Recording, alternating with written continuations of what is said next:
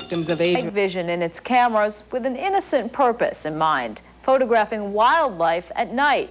But it appears that the camera can see much more than just wildlife. Bruce Francis has the details.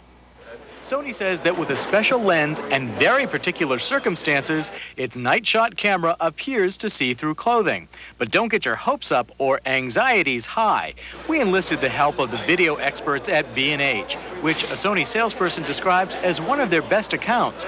But in bright sunlight and that special lens, the infrared camera didn't reveal anything the naked eye couldn't see. Yeah, it was nothing. Yeah. It was just, it's, intended to see in the dark, not to see through clothes. And consumers we talk to can't decide if a camera that can see through clothes is a good thing or not. There are people probably out there that would love to take a camera, as you're doing right now to me, and look through my clothes. Thank God I have matching underwear on right now.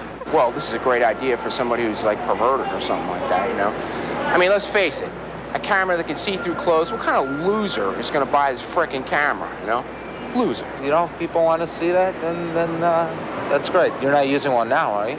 Even so, Sony has modified its camera, but has no plans to recall the some 400,000 units already shipped to the United States. That has prompted a frenzy of inquiring minds. I've spoken to a whole bunch of people. They didn't buy the camera for that reason, but they definitely asked questions and they were very curious about it. There are even beginnings of a black market, unnecessary since the cameras are still plentiful. But let's face it, in this market, $2,500 for a camera that costs as little as $800 isn't a bad return.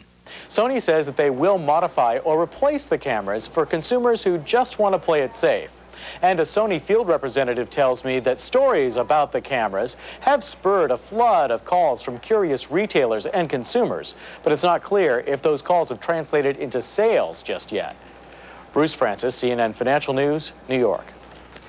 And that will do it for Monday.